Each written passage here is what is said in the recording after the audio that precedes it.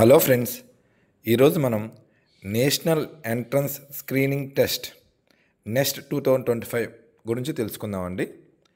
ఇది ఇంటర్మీడియట్ అయిపోయిన వాళ్ళు లేదా ఇంటర్మీడియట్ చదువుతున్న వాళ్ళు ఈ టెస్ట్ అటెండ్ అవ్వచ్చు. మనకు తెలిసింది ఇంటర్మీడియట్ అంటే ఎంసెట్ రాయటం ఒకటి, లేదా నీట్ ఎగ్జామ్ రాయటం, ఎంబీబీఎస్ జాయిన్ అవ్వటం, ఇంజనీరింగ్ జాయిన్ అవ్వటం, ఫార్మసీ జాయిన్ అవ్వటం, ఇవే తెలుసండి. కానీ నాకు రీసెంట్గా తెలిసిందండి ఈ టెస్ట్ గురించి. సో ఎవరికైతే మనకి department of atomic energy centres interest ఉందో, అంటే అటామిక్ ఎనర్జీ గురించి తెలుసుకోవాలనుకుంటున్న వాళ్ళు, అంటే సైంటిస్ట్ కావాలనుకుంటున్న వాళ్ళకి ఈ టెస్ట్ కండక్ట్ చేస్తారండి. సో వీళ్ళకి డైరెక్ట్గా ఈ 5 years కోర్స్ అండి ఇది. సో 5 years ఎంఎస్సి ప్రోగ్రామ్ అండి ఇది. ఇది కంప్లీట్ అవ్వగానే so most of the student Baba atomic research సెంటర్లో సైంటిస్టులుగా జాయిన్ అవుతారండి. సో చాలా బెస్ట్ ఆపర్చునిటీ అండి ఇది. సో స్టూడెంట్స్ దీనిలో సెలెక్ట్ అయితే మాత్రం వాళ్ళ లైఫ్ చాలా బాగుంటుందండి. సో నేను రొటీన్గా ఈ ఎంసెట్ వాటి గురించి కాకుండా దీని గురించి వీడియో చేద్దామని చెప్పి ఈరోజు చేస్తున్నానండి. సో ఇది వచ్చేళ్ళకి మనకి అప్లికేషన్ స్టార్ట్ అయిందండి. అప్లై చేసుకోవడానికి లాస్ట్ డేట్ వచ్చేళ్ళకి May 9th, 2025 అండి.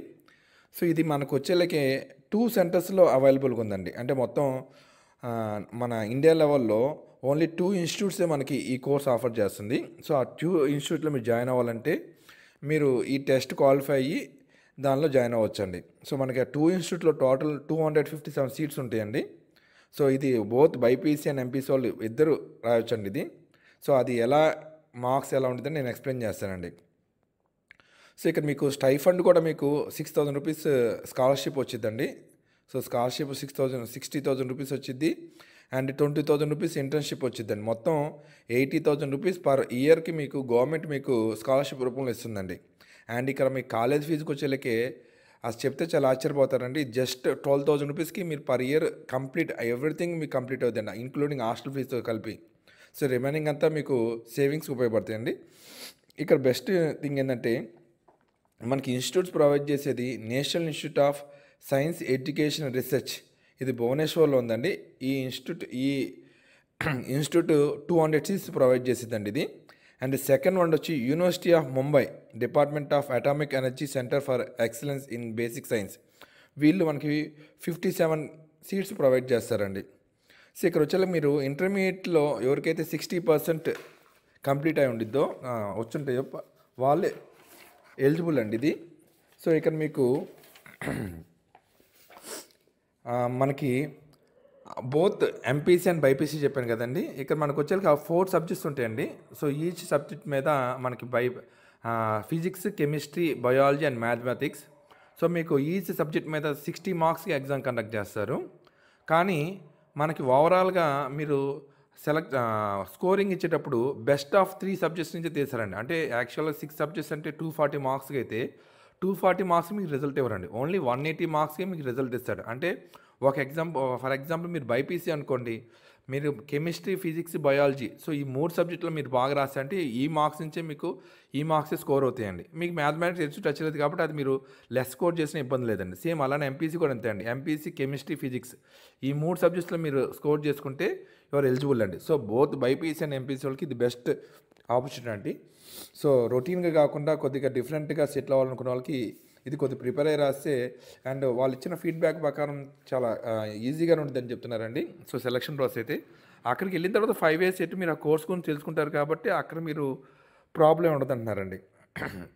అండ్ ఇక్కడ మీకు అప్లికేషన్స్ డేట్ వచ్చేళ్ళకి మనకు ఆల్రెడీ స్టార్ట్ అయింది చెప్పాను కానీ February 17th స్టార్ట్ అయింది. లాస్ట్ డేట్ వచ్చేళ్ళకి May 9th లాస్ట్ డేట్ అండి. అడ్మిట్ కార్డ్స్ వచ్చేళ్ళకి June 2nd అడ్మిషన్ కార్డ్స్ ఉంటాయి.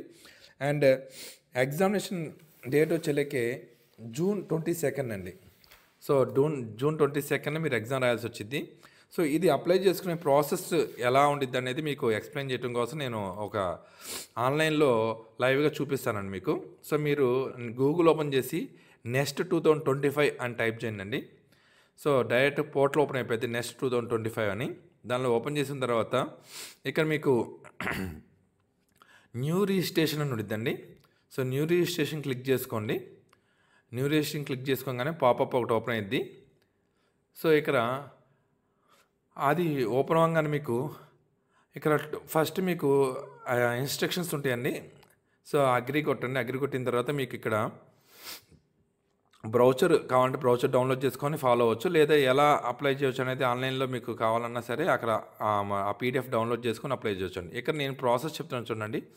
అప్లికేషన్ నేమ్, మీ నేమ్ ఇవ్వండి, డేట్ ఆఫ్ బర్త్ ఇవ్వండి, 10th క్లాస్ రిజిస్ట్రేషన్ నెంబర్ ఇవ్వండి and year of passing 10th class ఇప్పుడు పాస్ అయ్యారు, మీ జెండర్, మీ mobile number and email ID and generate OTP అని కొట్టంగానే మీ ఈమెయిల్ ఐడికి అండ్ మీ మొబైల్ నెంబర్కి ఓటీపీస్ వస్తాయి. అండ్ మీకు ఇక్కడ డిక్లరేషన్ చేసి ఐ అగ్రి. ఒకవేళ మీరు రీవెరిఫై చేయాలనుకుంటే రీవెరిఫై అని కొట్టి 1 బై 1 మీరు మళ్ళీ వెరిఫై చేయాలండి. సో అప్లికేషన్ నేమ్ అది కరెక్టా కాదా క్లిక్ చేసుకోవటం and date of birth, 10th class registration number and year of passing, gender, mobile number, email ID. So ఇవన్నీ మీరు రీవెరిఫై చేసుకొని సేమ్ ఇందాక చెప్పినట్టు మళ్ళీ మీరు సబ్మిట్ బటన్ కొట్టంగానే మీ మెయిల్ ఐడికి అండ్ మొబైల్ నెంబర్కి లాగిన్ క్రెడెన్షియల్స్ వస్తాయండి. వన్స్ లాగిన్ క్రెడెన్షియల్స్ వచ్చిన తర్వాత వాటిని ఉపయోగించి మీరు లాగిన్ అవ్వాలండి.